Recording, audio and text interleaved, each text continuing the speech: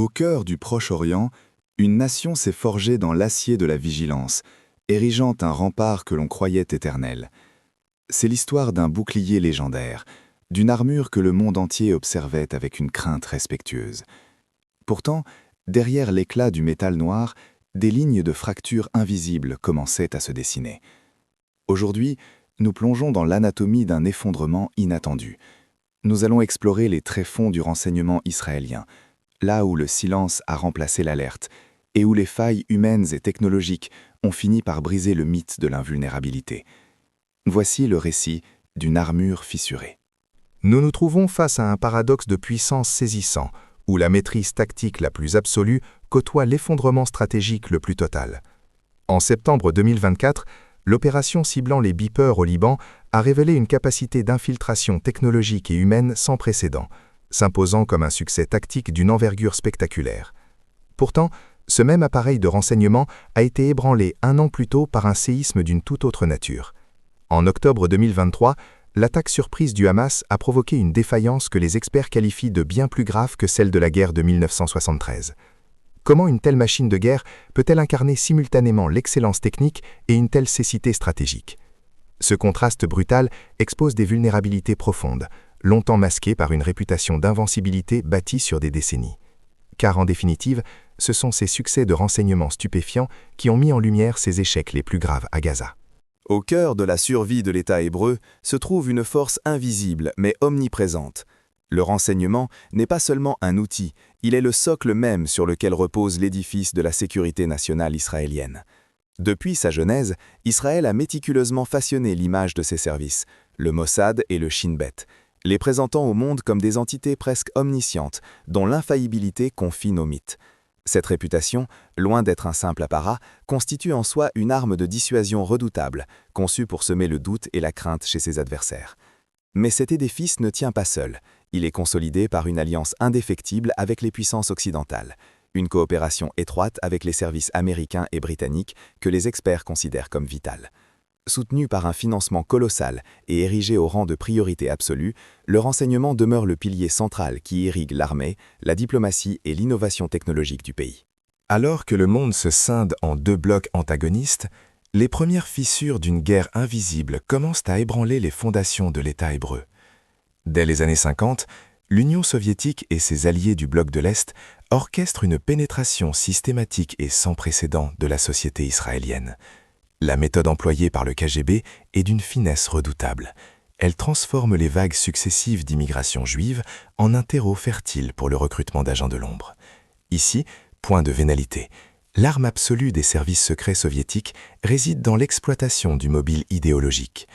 En s'appuyant sur une foi inébranlable dans le communisme, perçu comme une force historique supérieure, Moscou parvient à enrôler des individus occupant les plus hautes sphères du pouvoir. Ces agents, mus par une conviction profonde plutôt que par l'appât du gain, s'avèrent presque impossibles à détecter, rendant leur trahison d'autant plus dévastatrice pour la sécurité nationale. Plongeons maintenant dans les méandres de l'espionnage, là où le savoir scientifique se transforme en une arme géopolitique redoutable. Au cœur des secrets d'État les mieux gardés, l'infiltration des programmes nucléaires et biologiques israéliens révèle des failles insoupçonnées. Le premier acte de ce drame historique nous mène à Kurt Cité, professeur de physique au Technion et expert de renommée mondiale. Cité a détourné son génie pour servir l'ombre. Il a transmis des informations cruciales sur le programme nucléaire naissant d'Israël et le réacteur de Dimona au service secret tchécoslovaque, agissant en réalité pour le compte de l'URSS. Sa motivation était purement idéologique, portée par une foi inébranlable dans le communisme. Fait troublant, la CIA, bien qu'informée de son statut d'agent, a choisi de garder le silence, laissant l'allié israélien dans l'ignorance totale. Parallèlement, le front biologique était lui aussi compromis par Marcus Klingberg. Fondateur de l'Institut israélien de recherche biologique, l'une des institutions les plus secrètes du pays, Klingberg a espionné pour l'Union soviétique pendant des décennies. Qualifié de plus grand traître en raison de la sensibilité extrême des données livrées, son moteur était une vision philosophique du monde. Sa fille rapportera plus tard ces paroles révélatrices. Il croyait fermement qu'en fournissant ses secrets à l'URSS, il instaurait un équilibre des forces nécessaires pour prévenir un conflit mondial. Deux hommes, deux sciences, mais une même volonté de redessiner l'ordre du monde depuis l'intérieur des laboratoires les plus protégés. Au cœur des arcanes de l'État hébreu, Là où se forgent les destinées nationales, un homme évoluait avec une aisance déconcertante. Israël Bir, historien militaire de renom et conseiller intime du Premier ministre David Ben-Gourion, occupait une place privilégiée dans les couloirs du pouvoir. Pourtant, derrière cette façade de loyauté se cachait une trahison d'une ampleur insoupçonnée. Surpris en flagrant délit de remise de documents confidentiels à ses contacts de l'ambassade soviétique, Bir avait livré des temps entiers de la stratégie de défense et du renseignement israélien. On dira de lui qu'il fut l'un des espions les plus puissants, mais surtout l'un des plus nuisibles que le pays ait jamais connu. Sa motivation n'était pas pécuniaire, mais ancrée dans une conviction idéologique profonde. Il croyait fermement que l'avenir d'Israël dépendait d'une alliance indéfectible avec l'URSS. Les dommages causés par ces agissements furent si considérables qu'il demeure encore aujourd'hui frappé du sceau du secret défense, justifiant ainsi sa condamnation à 15 années de réclusion criminelle. À mesure que l'ombre de la guerre froide s'estompe, le paysage de l'espionnage subit une transformation profonde et inquiétante. Nous assistons à un changement de paradigme où les convictions idéologiques d'autrefois cèdent la place à une motivation bien plus prosaïque et destructrice, l'appât du gain financier. Au cœur de cette ère nouvelle de cupidité, un nom résonne comme un avertissement glaçant, celui de Zeev Avni, également connu sous le nom de Lévi Lévi. Véritable loup introduit dans la bergerie, cet agent du département des opérations du Shin Bet a trahi la confiance absolue de l'agence de contre-espionnage pour de simples intérêts pécuniaires. En vendant des secrets à la Pologne, et par extension à Moscou, il a exposé au grand jour les opérations les plus délicates visant les ambassades du bloc de l'Est. Les conséquences de cet acte furent sismiques. Sa trahison a forcé le Shin Bet à une refonte totale de son architecture interne, imposant le changement de chaque méthode de travail et de chaque nom de code. Au-delà de la logistique, c'est une méfiance indélébile qui s'est alors instillée au sein même de l'agence, fissurant durablement les fondations de leur sécurité nationale. Plongeons maintenant dans les méandres les plus sombres de l'histoire du renseignement, là où la loyauté s'efface devant l'ambition et la cupidité. Voici une galerie de trahisons qui ont ébranlé les fondements mêmes de la sécurité nationale, de la corruption au sommet de l'État jusqu'à l'ascension stratégique de l'Iran. Tout commence avec Shimon Levinson. Ce colonel du renseignement militaire, pilier du Mossad et gardien de la sécurité du bureau du Premier ministre, a orchestré ce que les experts qualifient de véritable cauchemar. En vendant les secrets les plus enfouis de l'État à l'URSS, il a ouvert une brèche irréparable au cœur même du pouvoir. L'ombre s'étend ensuite sur la sphère politique avec Gonen Segev. Ancien ministre de l'Énergie, son passage à l'ennemi à partir de 2012 a provoqué une onde de choc sans précédent. En livrant des informations stratégiques sur la sécurité et les ressources énergétiques à l'Iran, il a transformé sa fonction suprême en un outil d'espionnage, une trahison jugée aussi exceptionnelle que dévastatrice.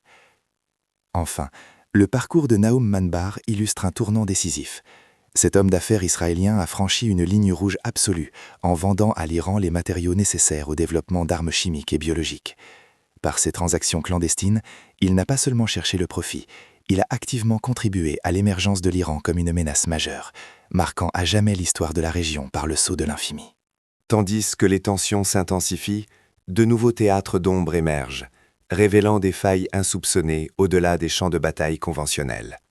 En Égypte, les services de renseignement prouvent leur redoutable efficacité, orchestrant des opérations qui ébranlent les fondations mêmes de l'État. L'affaire Lavant demeure le symbole de cette vulnérabilité. Une trahison interne, menée par Avri Elad, plongeant la nation dans une crise politique sans précédent. À cette menace stratégique s'ajoutent des opportunismes individuels, tels celui de l'homme d'affaires Sami Barouk, dont l'allégeance fut sacrifiée sur l'autel du profit financier. Pourtant, le danger le plus insidieux s'enracine parfois au cœur même de la société. Sur le front syrien et interne, une alliance complexe se dessine entre des militants d'extrême gauche et des organisations palestiniennes basées en Syrie. Sous l'égide d'Udi Adiv, le Front Rouge se dresse avec l'ambition déclarée de démanteler l'idéologie sioniste. Poussés par une conviction politique radicale, ces acteurs de l'ombre utilisent l'espionnage comme une arme psychologique, cherchant à briser le moral et à ternir la réputation d'une nation déjà assiégée. Le fracas fut assourdissant.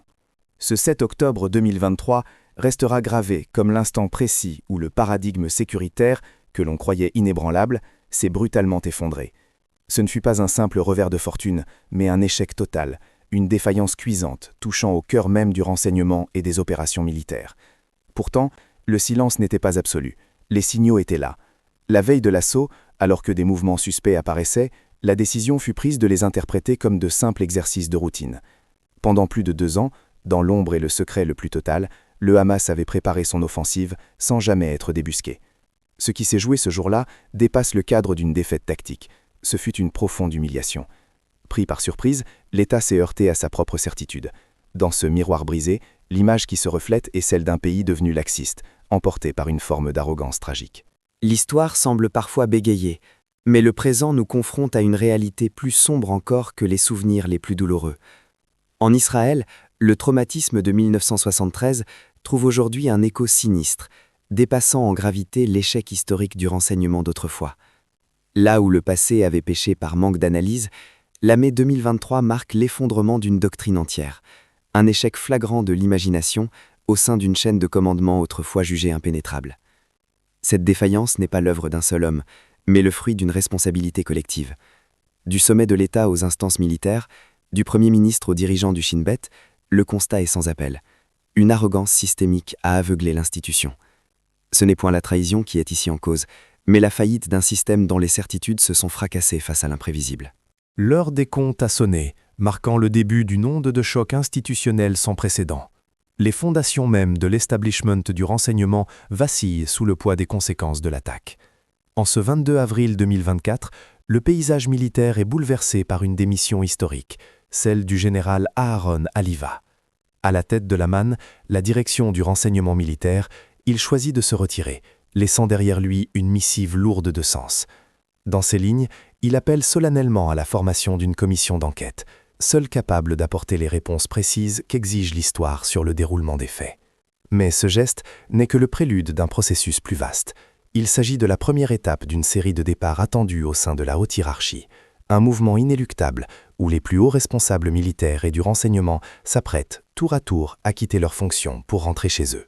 Au lendemain des bouleversements d'octobre 2023, le paysage géopolitique s'est trouvé plongé dans une ère d'incertitude radicale.